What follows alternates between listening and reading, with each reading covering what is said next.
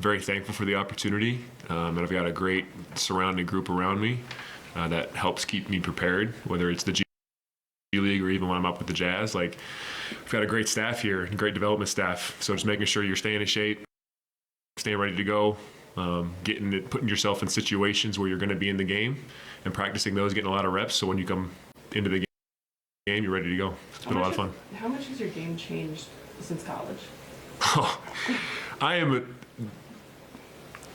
a very different player than I was in college. I mean, obviously, I was still able to shoot, but just the style of play from at Wisconsin is very different than the NBA. Wisconsin's a lot more methodical. Don't like to turn the ball over. Like to use the entire shot clock kind of thing.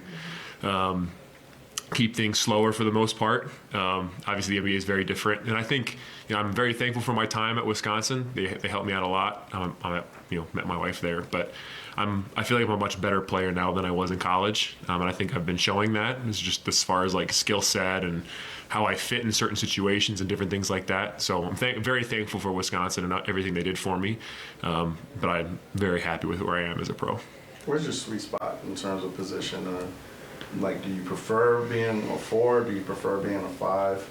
What do you struggle with on both ends of the floor? Where do you thrive on both ends? Wherever coach puts me is my sweet spot.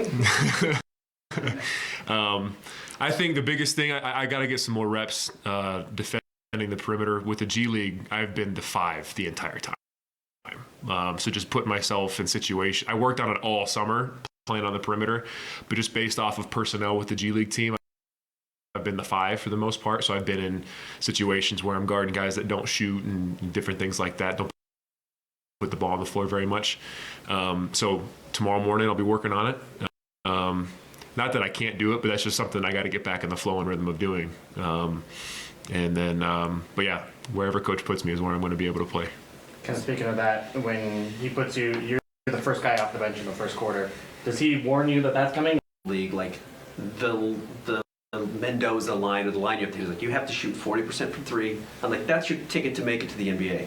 Do they kind of beat that into you? Do they teach you that, or are you aware of that? That like that's kind of where you have to be now. I mean, you can kind of see league averages and different things like that, and guys who are very successful at shooting the 3.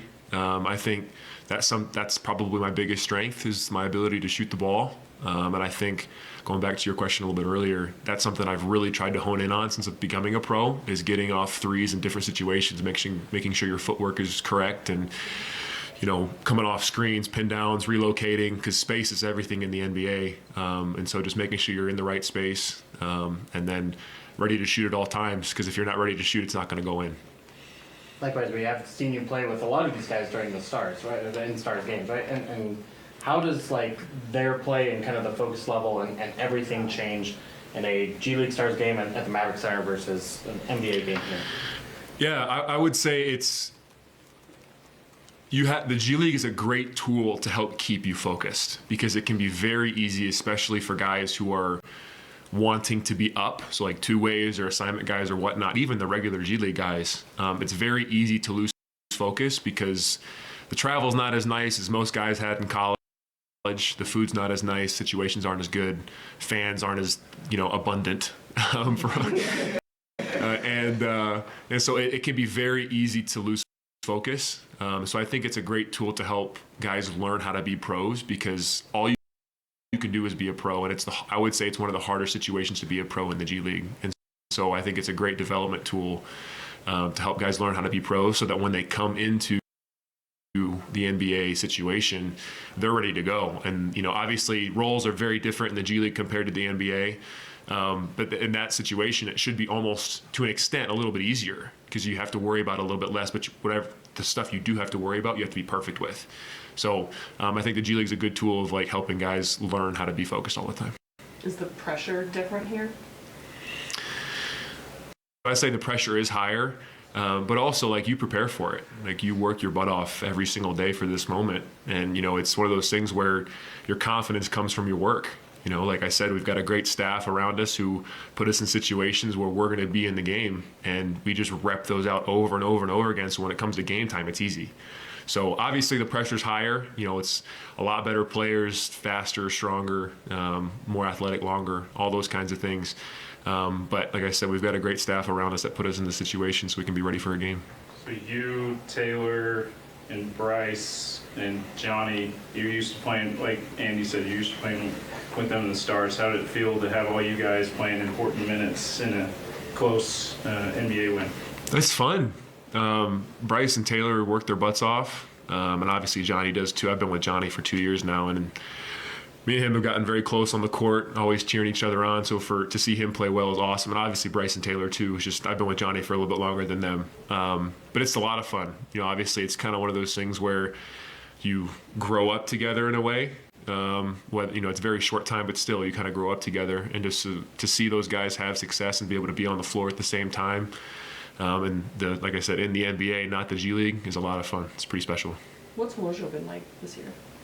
He's been good. It's his first year coaching professionally. He's coached pros before, with Team USA and things like that. But even that's a little bit different than being a head coach in a G League season.